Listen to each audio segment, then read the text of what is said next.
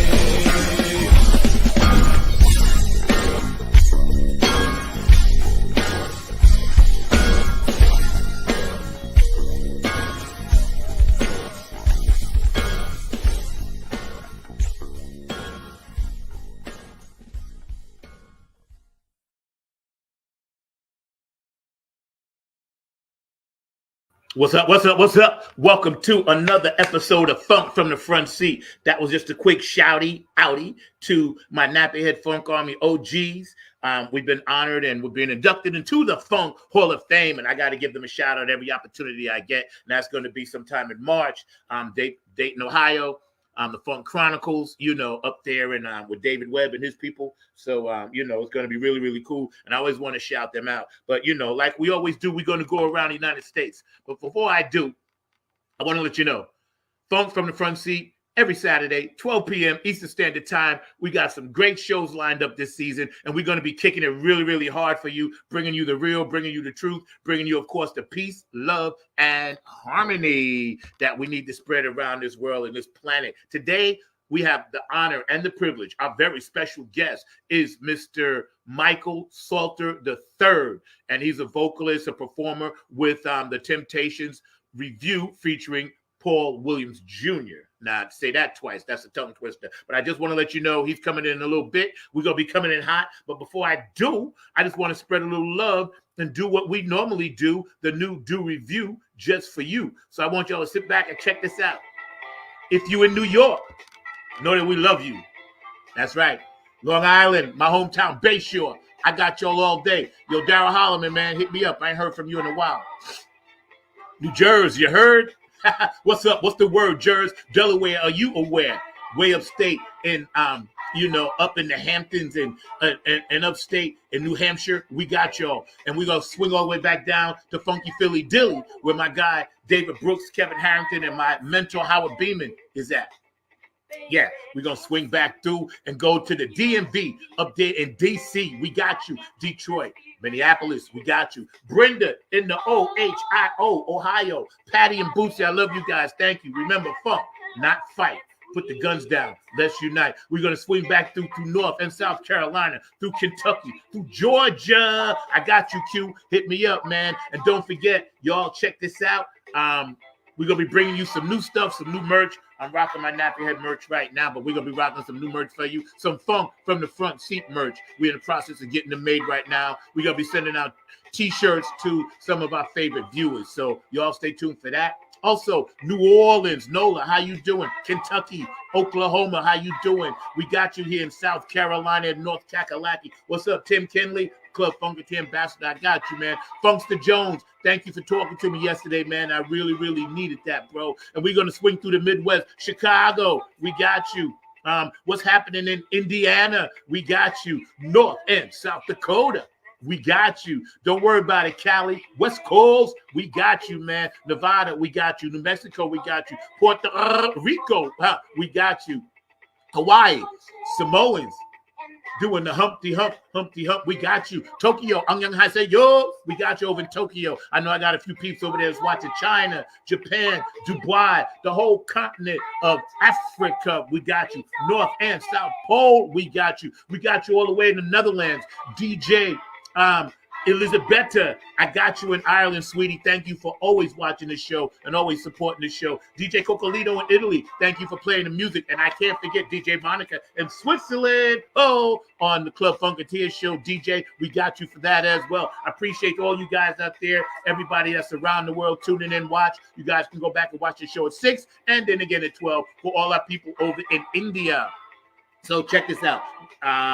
Who did I forget? Oh, I can't forget my brothers and sisters in New Mexico and Puerto Rico and El Salvadorian and Dominican and La Cubanita. We got all of y'all. Peru, my peeps over there in Peru. I got you. My manager down here, Diego, he's from Peru. So, yo, we got all of that popping. So we need everybody out there to just remember this show's about peace, love, and harmony, nothing else. Stay active on the chat line. I love all you guys out there, and I want you to know I want your love. Sit back and relax for a minute. Let's vibe. Yes. Funk from the front seat. 9 on the Grind TV every Saturday. My producer, Mr. Markley, and I are very, very proud to say in May is going to be Cinco Años. For yours truly and Mr. Barkley. Cinco años, bro. Can you believe it? 5, 5, bro. 5. Yo, we got to have a cake and a party, bro. You feel me? We doing this. I don't care what people say. You know, like Bootsy said, funk is making something out of nothing. Thank you, big brother Bootsy. And I love you, big sister Patty. Y'all are dope. Cheryl Woodhouse is going to be coming on eventually when I can catch up with her to do some guest spots on this show and free me up a little bit so I can do some other things. But, man, we got the Temptations today. We got that vibe today, that Motown vibe.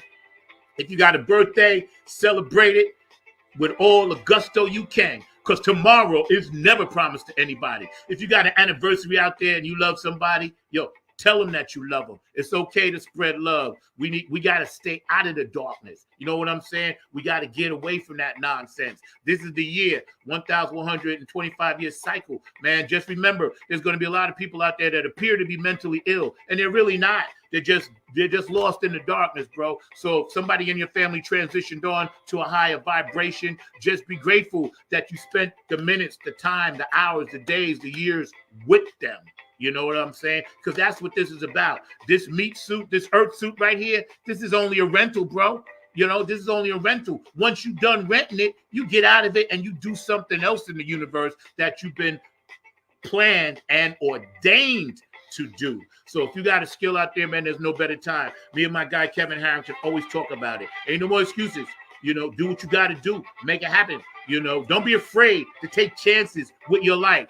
Don't be afraid to sit back and say, oh, I can't do this, I can't do that. Don't be afraid. Fear is their biggest weapon. They use fear against us. We cannot let fear win. I will not let fear steal my joy. I will not let anybody steal my joy. No one on this planet is ever going to steal my joy again. That was my New Year's resolution, and I'm sticking to it. So if I got to cut a lot of people off, so be it. Now, Monday, Martin Luther King Jr. Day, and we got a little thing set up at the end of the show as well for him. But we want your thoughts, your comments. I know you guys are busy out there, but if you get a chance, pop on, man. Check us out, see what we're doing, man. Because, you know, MLK Day, a brother named Stevland Morris fought for that. And for those of you that don't know who Stevland Morris is, that's Stevie Wonder, okay? He fought, he marched. And if this brother could get stuff done, he should be running for president. I wish he would, you know, because I think he would be a much better choice than what we got right now.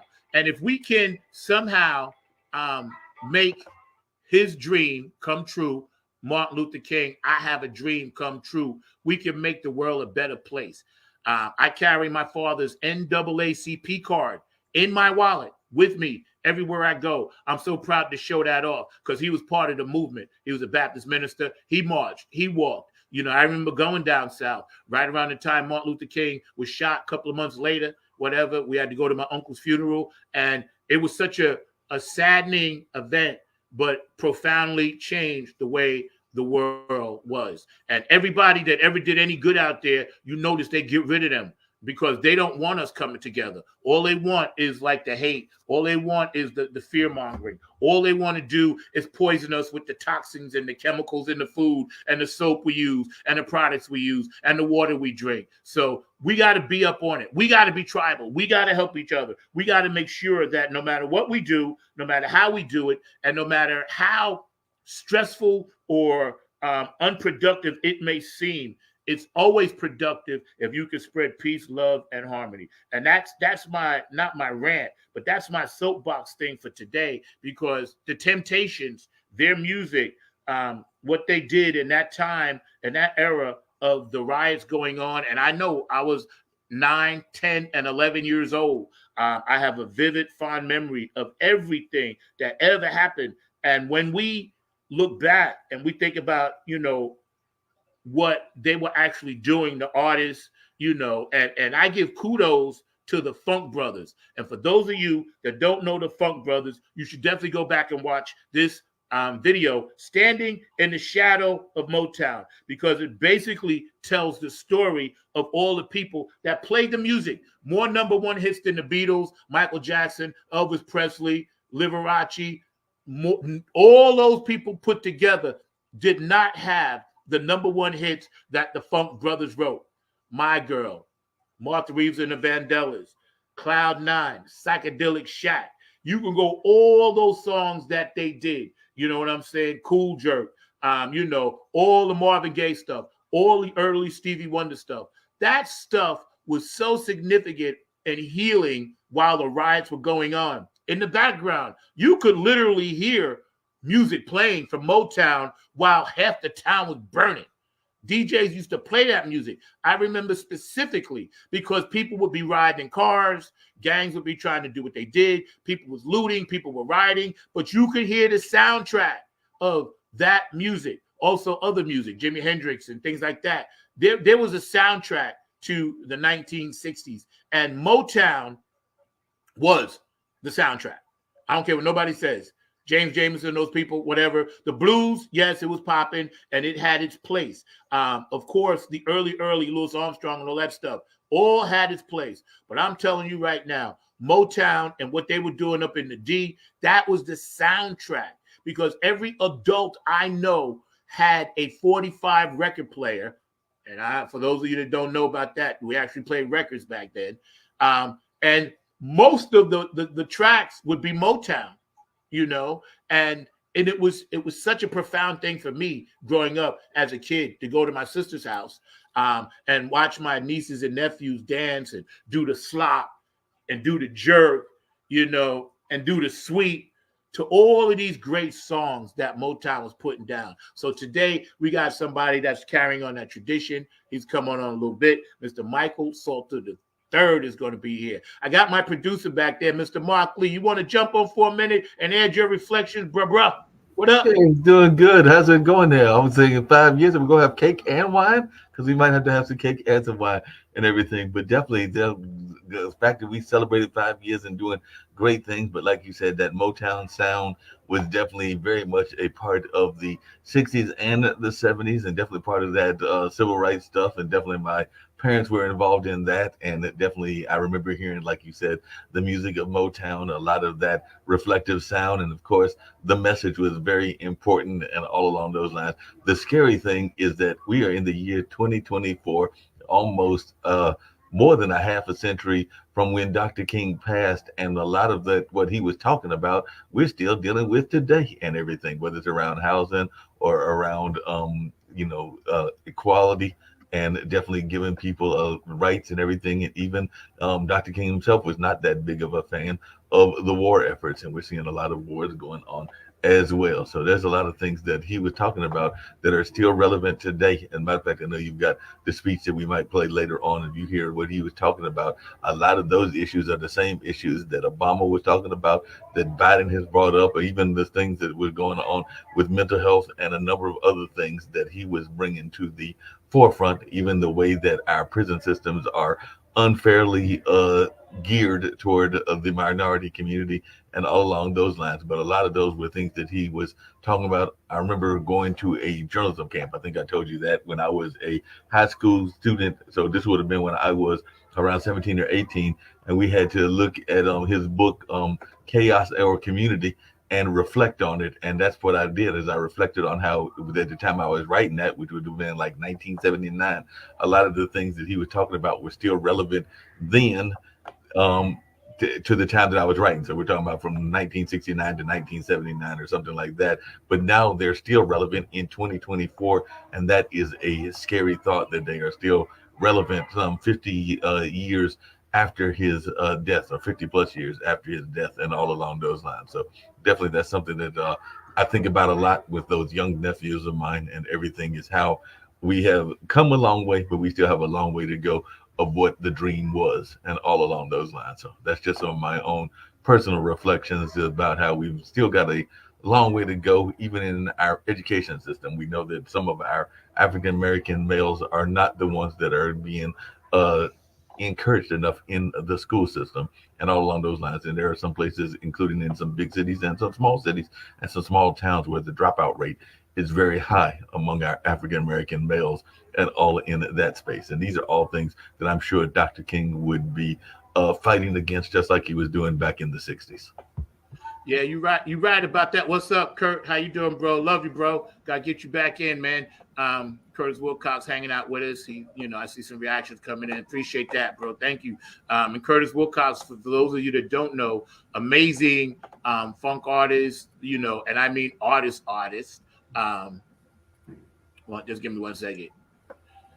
And a lot of the artwork you see to my right shoulder over here, Mr. Wilcox did, and also a lot of the things that you see, the very logo, Funk from the Front Seat, was done by my guy, Mr. Curtis Wilcox. And bro, I can never thank you enough for jump-starting and helping me jumpstart, along with others, my career, and helping me reboot that. You and I have talked many, many times, and I'm telling you, I have the lady on from iHeartRadio, Kurt. I'm talking directly to you, bro.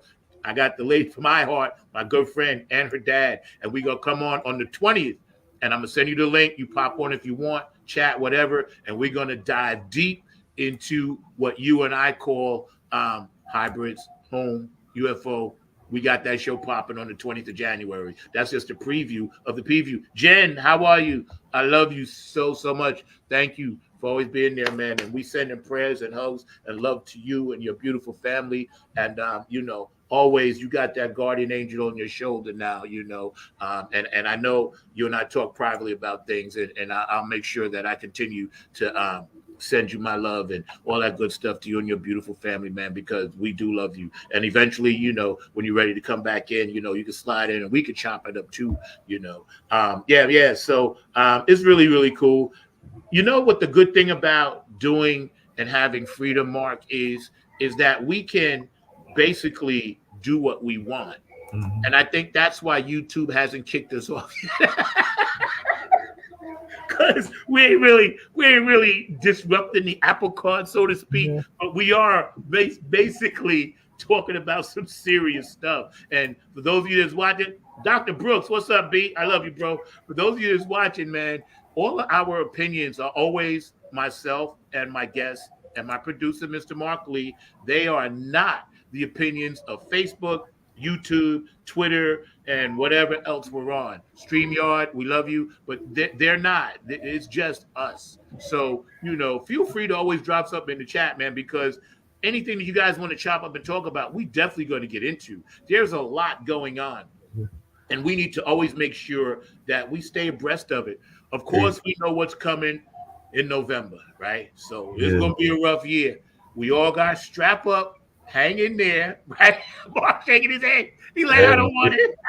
It's like we got a choice between Tweedledee and Tweedledum in terms of what we got, but definitely it's some interesting choices because we got the man that is 80 years old, and definitely you can be 80 and still very much cognizant and aware. My dad is 83 and still very much aware and everything. And I think Biden's doing a good job and everything, but a lot of people will not see it that way. And then we got that person with the orange hair that is the other choice that was the past president and all along those lines. And I had to tease you because you called it Twitter. It's not Twitter anymore. Now they call it X. So it's X, and they changed their name. I don't know what Elon Musk was thinking about, but he got a big X on it now. So it's X instead of Twitter. And I got some friends that are like, nah, I'm going to call it Twitter. So as long as I'm around and everything, but they've changed it to X.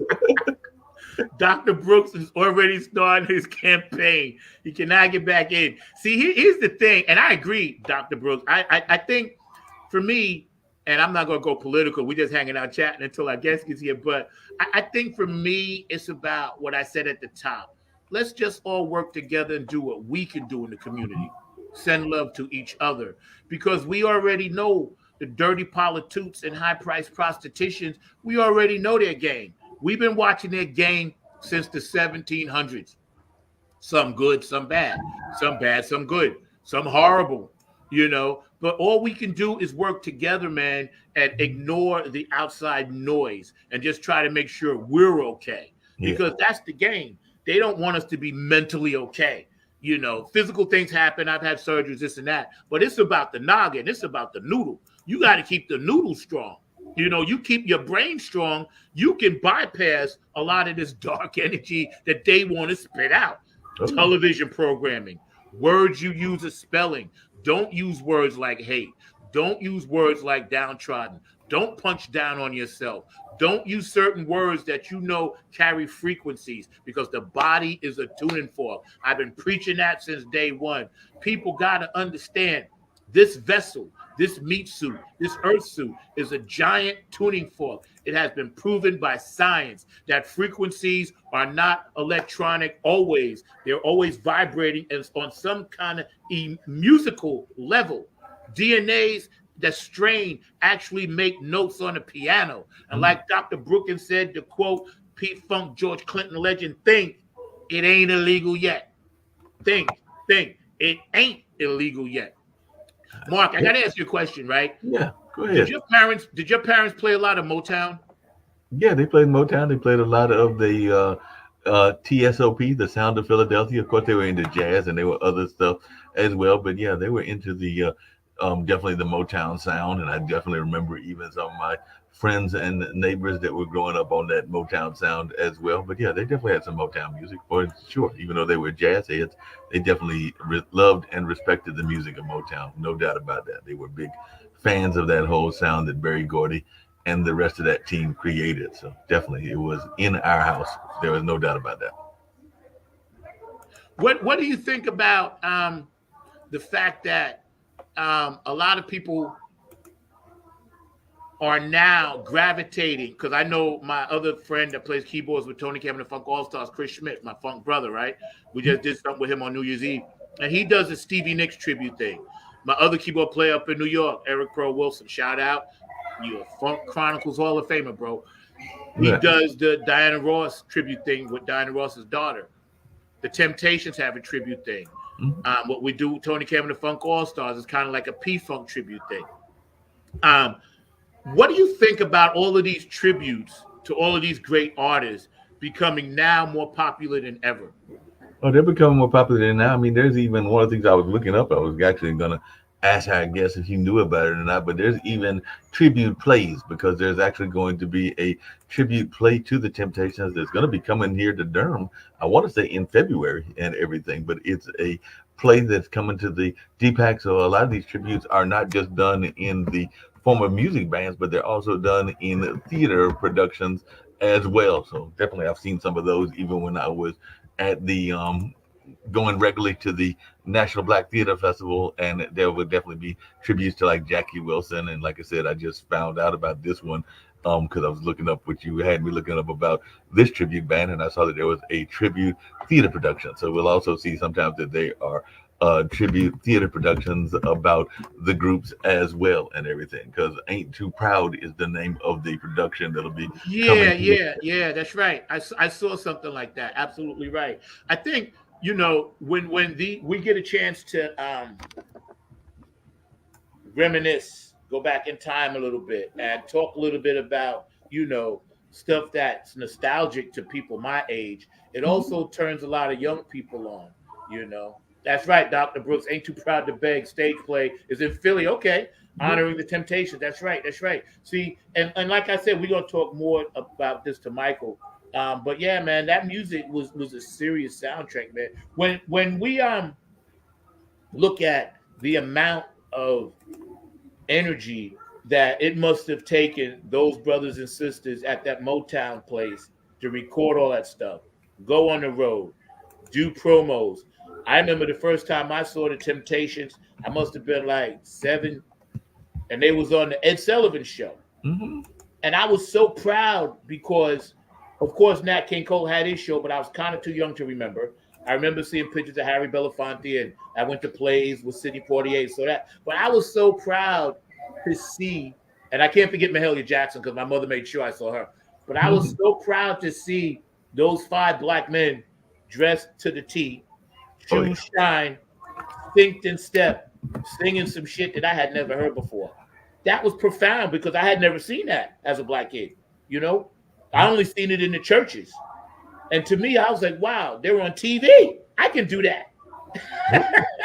You know? And they had some steps for you and everything. I had the pleasure of seeing, and I know it's a different band, but when I was working one of our local festivals, I saw Russell and one of the stylistics bands, because we do know that there are several variations of these different bands and everything. I think it was Russell Thompson, if I'm remembering correctly.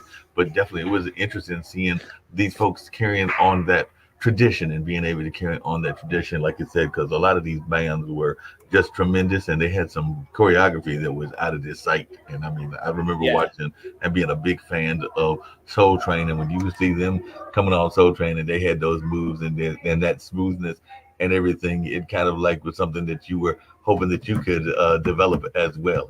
And most of us didn't get to have that kind of smoothness that the Dennis Edwards and the folks of that ilk were able to create. But, you know, you could dream and hope that you would have that kind of smoothness in your own life and everything, because they were definitely, you know, they were some true ladies' men, if I can use that term and everything. So definitely folks were admiring what they were saying, but they weren't just about the you know, getting around the relationship songs, even though a lot of their songs were relationship songs. But as you just said, a lot of those songs were also movement songs. So they were songs that the movement used as well. So a lot of them were definitely in that movement space as well, where they would be sitting there and would be encouraging the movement, whether that was Dr. King, whether that was Malcolm X, whether that was a number of other folks. So that music was the soundtrack of a lot of changes that were going on in the 60s and the 70s. So definitely, I think it impacted a lot of folks in the way that they treated the African American community as well. I don't know if you've picked up on that, but I think that a lot of people were like,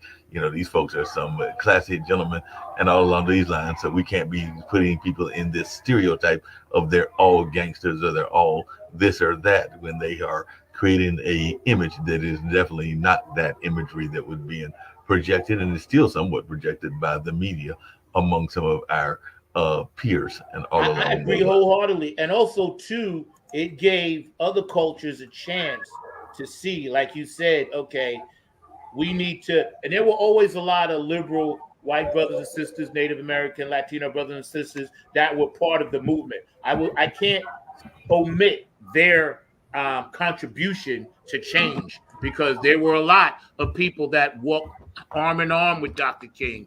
There were a lot of people that walked, understood what Kennedy was trying to do.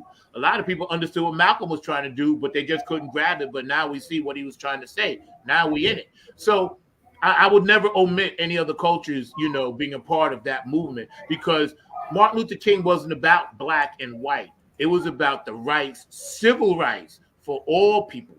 Hey, Dr. B, you saw the stage play in New York in 2020? No, and I'm sure that was dope. What theater did you see it at? I'm sure it was great.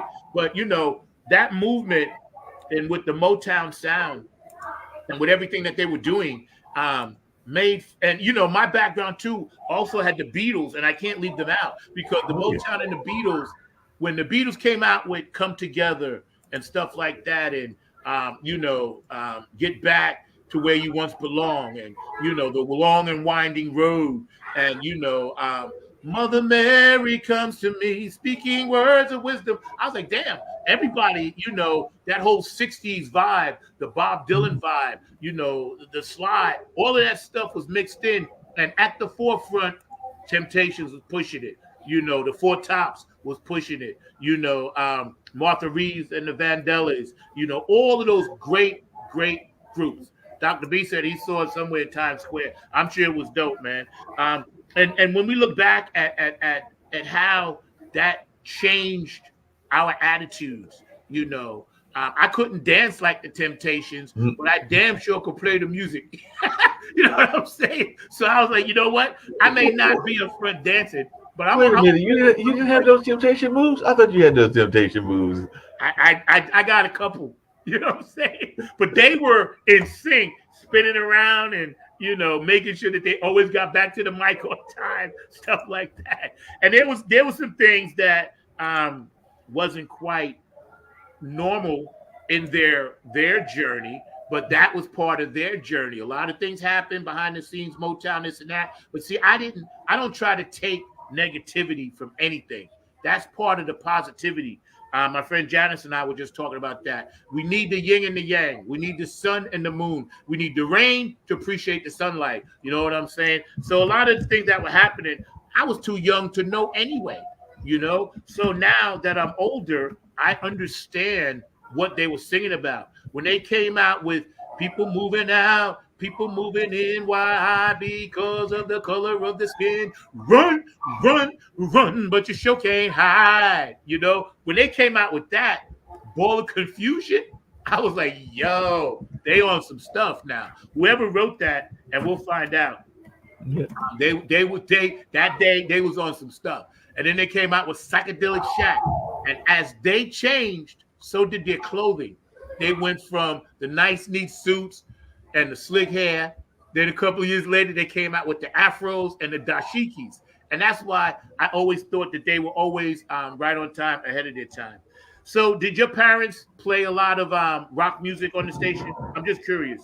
No, they played some rock music. My parents were very eclectic. I mean, they had some music and still are very eclectic. They had some music that was the John Coltrane and the Miles Davis and the Charles Mingus, but they definitely had some rock sounds that were there in the house. They definitely had, like you said, the R&B sounds and things of that nature. I mean, but then I learned even more about the rock when I went to Marquette, because that's when I discovered groups like Chicago and Who that I might not have heard as much of at home as I heard when I got to Milwaukee in the early 80s, because I had a number of friends that were into all kinds of things, including some that were into slam dancing and some of that more punk rock kind of thing. So I even learned about the Kinks and a couple of other groups that I was not aware of But my parents with that radio station, they had all kinds of groups. I remember hearing a group that was called Tropicana something, but it was a French rap group. It was a French hip hop group, and all along those lines. So definitely there was a number of sounds that were introduced to me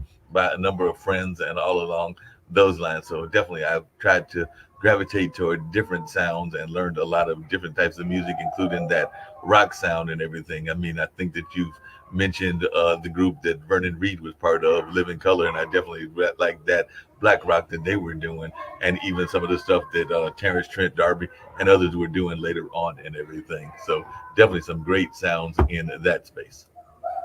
I think when we talk about and we vibe and funk from the front seat, waiting on our guest today, he's popping in.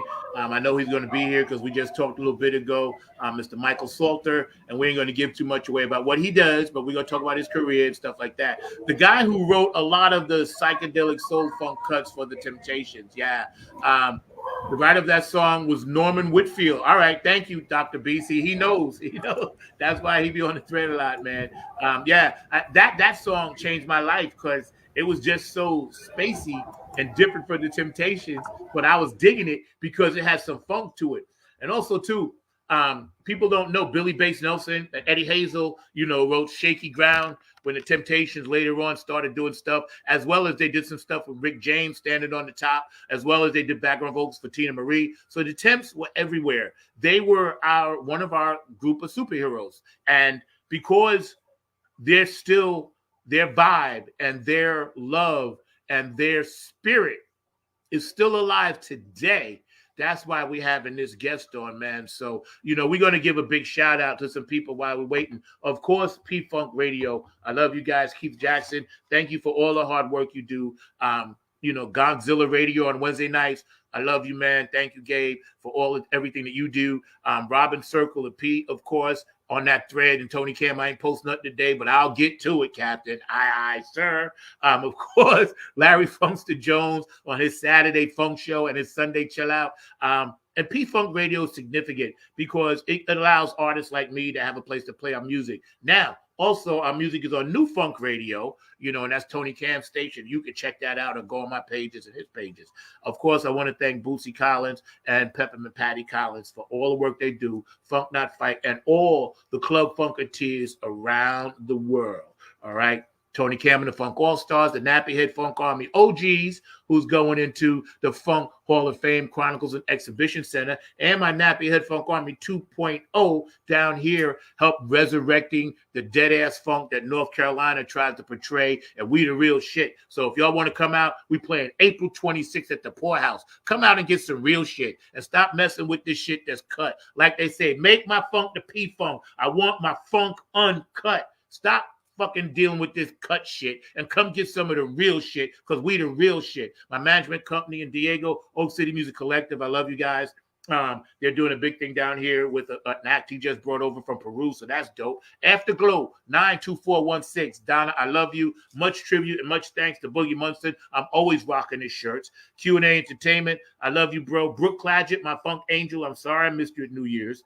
Patricia Diori, Aquarius Rising Art and Graphics. Curtis Wilcox and George DeFunca Vinci. A lot of this stuff, all of this stuff you see back here. And also my guy, Ken, Upstate sent me this beautiful collage poster, so I love you for that. Dr. Brookenstein, of course, takes care of my website and been with the Nappy Head Funk Army since 1998. So y'all keep that in mind. Me and his brother been hanging out for that. DJ Cocolino, of course, Elizabetta. David Webb, Funk Chronicles fan. Thank you, brother. I love you so much, man. And I'm going to see you in a few months and do this induction thing, and that's going to be a beautiful thing. It's really the highlight of my funk life and career. Who would have thought this little kid, 1336 North Clinton Avenue in Bayshore, having all of these great artists on the wall, looking at Mike Hampton, looking at Boosie, looking at George Clinton and this one and that one and Sly and Hendrix and all this stuff, and all the ladies, Dawn and Sheila, and of course Chaka Khan, of course, 1976, Chaka, I love you. Who would have thought that I would be hanging in the Funk Hall of Fame with them one day? So believe me, however the universe planned it, I couldn't have asked for it to be more perfect than that. And shout out, I love you, my wardrobe consultant, Spent some time with you yesterday, and that was beautiful. So thank you for all of that. I appreciate it. Wait a minute. You got a wardrobe consultant? Does this mean that you're going to You didn't know that? Does this mean you're going to be dressed as sharp as the Temptations? You're going to have a wardrobe consultant? No, bro. Who do you think dresses me for my show every week? I consult on this, bro. I'm big time, bro. I know you're big time. There ain't no doubt you're big time. Right. You know I'm bullshit too. You are a superstar. Dr. Brooks fly on the wall in the Hall of Funk, baby. If I'm in, you in, baby. We all go. We all in. We all in that Hall of Fame. But no, yeah, bro. I do have a wardrobe consultant. Straight up. I ask, like, what should I wear? What scheme? You know, today my color scheme is brown, you know, and black. You know, so you can see my sweatpants. You can see my Nappy Head Funk Army shirt. You can see my cheetah scarf, and you can see my brown thing. So yeah, man, I ain't just coming any old way, bro. You know how I gotta roll. I gotta represent. I got too many things to represent out here. You know, the band, for Club Funketeer Vice President, all the people that's watching that I send love to. Which, by the way, Nomelia Vasquez Scales, I love you, sweetie. All of this stuff, right? It's like I have to rep the right way. You know what I'm saying? I want to set an example for others. So, you know, they'll be like, okay, you could be funky and still dress nice and be cool, you know. And nothing against no one else's dress. I'm just saying, yeah, I got a wardrobe consultant. Man, you didn't know? I thought you knew that. I know it now.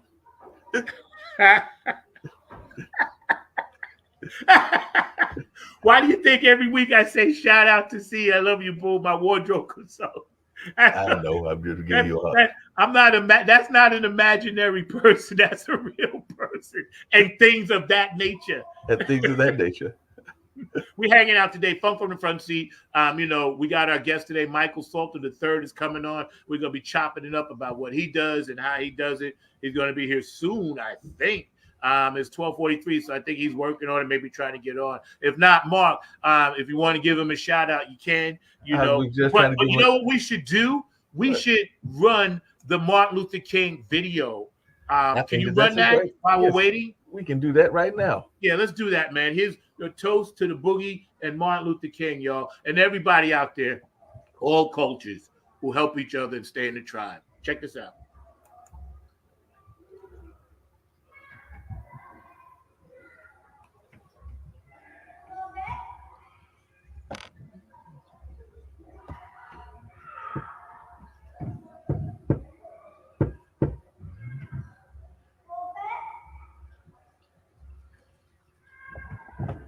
You good, bro? You want me to grab it? Yeah, try to grab it, because I tried to grab it and it didn't want to run right. But let's see if what's going on here. I don't know why it's... Oh, I see what's happening. I see now exactly what's happening. That was my bag. So we got it right. Hold on. There we go. I have the pleasure to present to you Dr. Martin Luther King, Jr.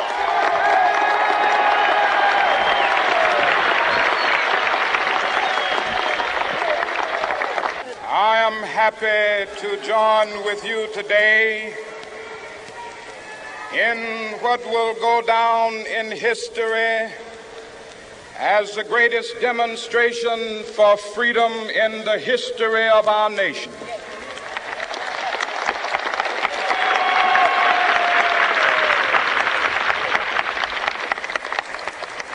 Five score years ago, a great American in whose symbolic shadow we stand today signed the Emancipation Proclamation. This momentous decree came as a great beacon light of hope to millions of Negro slaves who had been seared in the flames of withering injustice. It came as a joyous daybreak to end the long night of their captivity. But 100 years later, the Negro still is not free. 100 years later, the life of the Negro is still sadly crippled by the manacles of segregation and the chains of discrimination. 100 years later, The Negro lives on a lonely island of poverty. I have a dream that one day this nation will rise up and live out the true meaning of its creed. We hold these truths to be self-evident, that all men are created equal.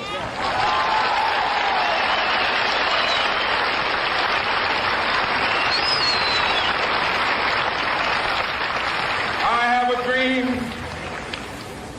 that one day on the red hills of Georgia, the sons of former slaves and the sons of former slave owners will they be able to sit down together at the table of brotherhood. I have a dream that one day, even the state of Mississippi, a state sweltering with the heat of injustice, sweltering with the heat of oppression, will be transformed into an oasis of freedom and justice. I have a dream.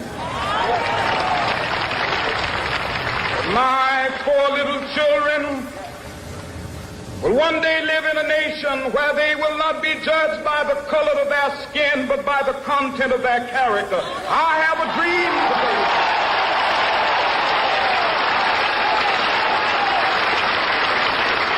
I have a dream that one day, down in Alabama, with its vicious racists, with its governor having his lips dripping with the words of interposition and nullification, one day right there in Alabama, little black boys and black girls will be able to join hands with little white boys and white girls as sisters and brothers. I have a dream today.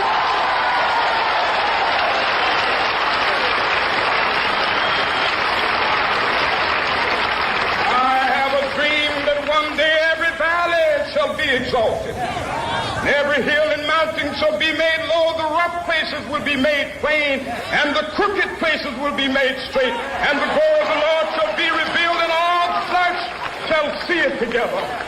This is our hope. This is the faith that I go back to the South with. With this faith, we will be able to hew out of the mountain of despair a stone of hope.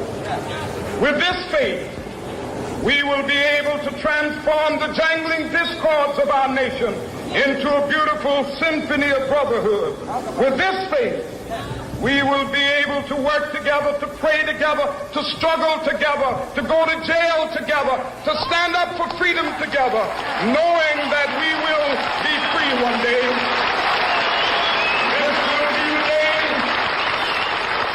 This will be the day when all of God's children will be able to sing with new meaning, my country, tears of thee. Sweet land of liberty, of thee I sing. Land where my fathers died, land of the pilgrim's pride. From every mountainside, let freedom ring. And if America is to be a great nation, this must become true. And so let freedom ring. From the prodigious hilltops of New Hampshire, let freedom ring. From the mighty mountains of New York, let freedom ring. From the heightening Alleghenies of Pennsylvania, let freedom ring. From the snow-capped Rockies of Colorado, let freedom ring. From the curvaceous slopes of California. But not only that, let freedom ring from Stone Mountain of Georgia. Let freedom ring from Lookout Mountain of Tennessee. Let freedom ring from every hill and molehill of Mississippi, from every mountainside. Let freedom ring, and when we happen, when we allow freedom ring, when we let it ring from every village and every hamlet, from every state and every city, we will be able to speed up that day when all of God's children, black men and white men, Jews and Gentiles, Protestants and Catholics, will be able to join hands and sing in the words of the old Negro spiritual, free at last, free at last, thank God Almighty, we are free at Yo, man, even today, that's some powerful stuff. That's it. Even today, man. Your thoughts, bro? I mean, it resonates, like you said, even today. I mean, even if you think about what's going on in Israel and you think about what's going on just around the world in Ukraine and Poland, and what he was talking about is very much relevant, even to like he said, this particular day and everything.